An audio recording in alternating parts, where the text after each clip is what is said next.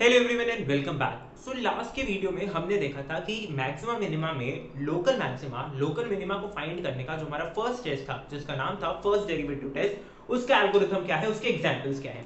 अब जो हमारे पास है उसका नाम है हायर ऑर्डर डेरिवेटिव टेस्ट। अब सेकंड ऑर्डर डेरिवेटिव टेस्ट नाम की कोई चीज नहीं है, ठीक है। हमारे पास डायरेक्ट क्या है, हायर ऑर्डर डेरिवेटिव टेस्ट। अब आप अगर इसका एल्गोरिथम समझेंगे तो लगभग एल्गोरिथम वैसा ही है। एल्गोरिथम की दो तीन स्टेप्स तो वैसी की वैसी है, लास्ट में जाके चेंज आता है। कैसा चेंज आता है देखो, आपने क्या करा, y is equal to f x put किया और dy बाई डी एक्स निकाला, जैसा वहां किया था। dy बाई डी एक्स को इक्वल टू जीरो किया, आपने रूट्स निकाले इक्वेशन के, सपोज उनका नाम है c1 c2 and so on up to cn। आपने रूट्स निकाले, ठीक है। nth डिग्री की अगर इक्वेशन बनेगी तो उसके n रूट्स निकलेंगे, ये स्वाभाविक सी बात है। ये हो गया। इसका मतलब अब मेरी क्या बात हो गई कि C1 से लेके Cn तक जो है ये क्या है, क्रिटिकल पॉइंट्स हैं, ये possible local minima local maximum points हैं, ठीक है। अब आपको क्या करना है, यहां पर आपको निकालना है सेकंड डेरिवेटिव। आपको क्या निकालना है, सेकंड डेरिवेटिव। और ध्यान से देखिएगा कि अब यहां पर चेंज क्या था है। पहला चेंज यहां तक तो सेम था, अब ये चेंज आ गया पहला।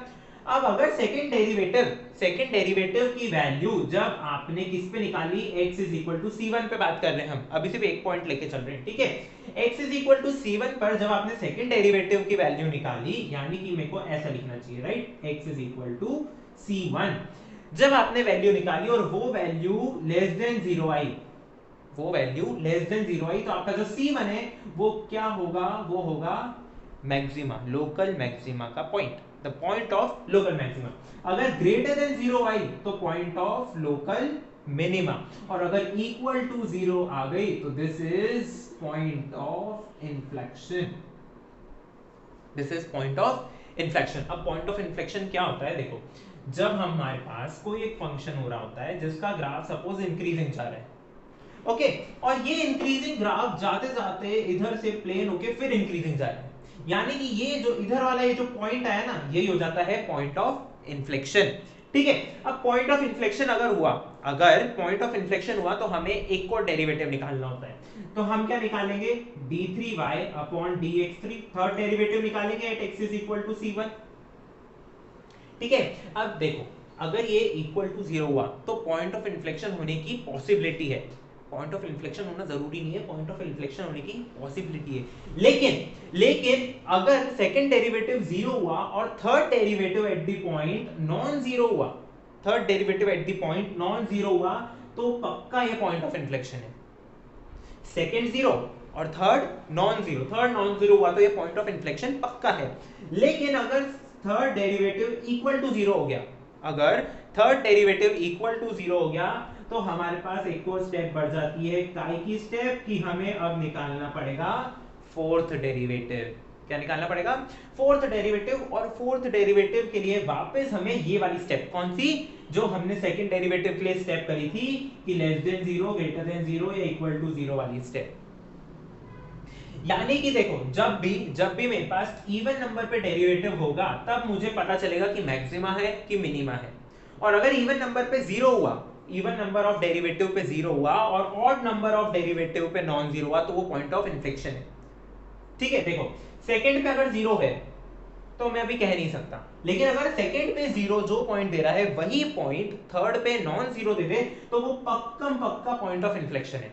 लेकिन थर्ड पे अगर वो जीरो दे दे तो मुझे क्या करना पड़ेगा, मुझे फोर्थ डेरिवेटिव पर स्विच करना पड़ेगा, ठीक है।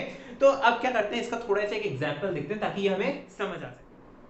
ओके, सो अब मेरे पास क्या है, एक एग्जांपल गिवन है, मुझे इसमें क्या करना है, पॉइंट ऑफ लोकल मैक्सिमा और point of local minima find करना है with the help of higher order derivative test. तो मैंने आपको क्या बोला, सबसे पहले आपको इसका डिफरेंशियल निकालना है, राइट। तो f डैश x मैंने निकाला, f डैश x निकालने के लिए मुझे क्या करना पड़ेगा, डेरिवेटिव लेना पड़ेगा। तो डेरिवेटिव लेते हैं इसका, तो यहाँ आ जाएगा -3x³ -8324x² -45x, और ये क्योंकि एक कांस्टेंट है तो इसका डेरिवेटिव हो गया 0। अब मेरा आ गया फर्स्ट ऑर्डर डेरिवेटिव। अब मुझे फर्स्ट ऑर्डर डेरिवेटिव को इक्वेट करना पड़ेगा किसके, मुझे इसको इक्वेट करना है 0 के। 0 के इक्वेट करते ही और मैंने ले लिया -3x मैंने कॉमन लिया, तो मेरे पास बचेगा x² + 8x + 15 = 0, राइट। इसको अगर मैं सॉल्व करूं तो -3x x plus 3 x plus 5 is equal to 0, that implies x is equal to either 0 or -3 और -5। मेरे पास तीन वैल्यूज आई। अब इन तीन वैल्यूज के लिए मुझे स्टडी करना पड़ेगा कि मेरा जो x है वो कैसा है। इन तीन वैल्यूज के लिए सॉरी x नहीं, मुझे देखना पड़ेगा कि second order derivative at these values क्या होल्ड करता है।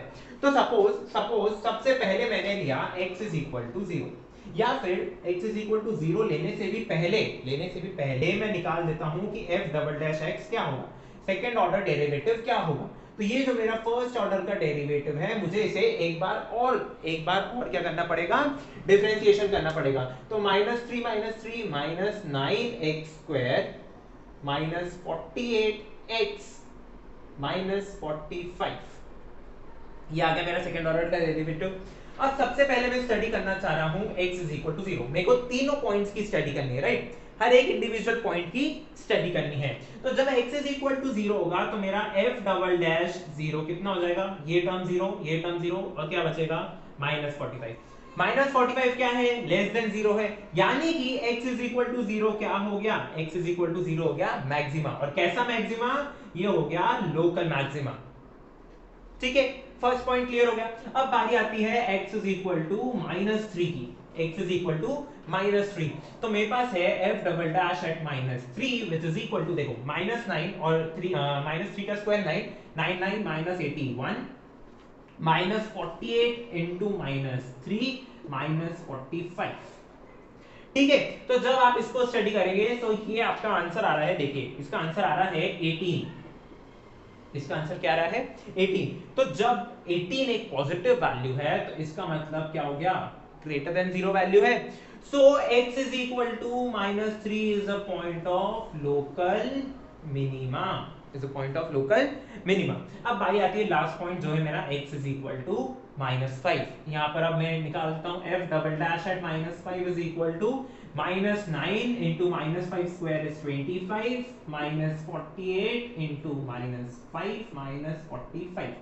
अब मुझे दिख रहा है कि ये वैल्यू आएगी नेगेटिव यानी लेस देन 0। देखो इसकी वैल्यू आ रही है, इसकी वैल्यू आई आपकी -30 लेस देन 0 यानी point of local maxima. Point of local maximum, मैं जानता हूँ ये कभी कभी कंफ्यूजिंग हो सकता है कि कब ग्रेटर देन 0 पे मिनिमम कंसीडर हो गया, कब लेस देन 0 पे मैक्सिमम।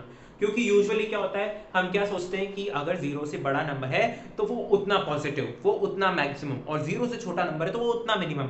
लेकिन वो जब हम ट्रीट करते हैं नंबर्स के साथ, यहाँ पर क्योंकि हम डेरिवेटिव्स के साथ ट्रीट कर रहे हैं, इस वजह से चेंज आ जाता है कि अगर डेरिवेटिव का साइन ग्रेटर देन 0 है तो मिनिमा, अगर डेरिवेटिव का साइन लेस देन 0 है तो मैक्सिमा, अगर डेरिवेटिव का साइन इक्वल टू 0 आ गया तो हम कह नहीं सकते, it can not be said at the moment.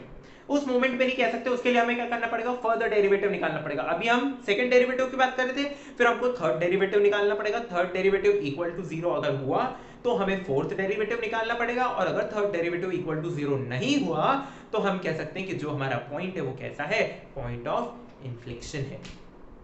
ठीक है, सो इसी के साथ हायर ऑर्डर डेरिवेटिव्स खत्म होते हैं। हायर ऑर्डर डेरिवेटिव्स में हमने क्या देखा, हमारा एल्गोरिथम क्या था, एक बार और रिवाइज कर लेते हैं।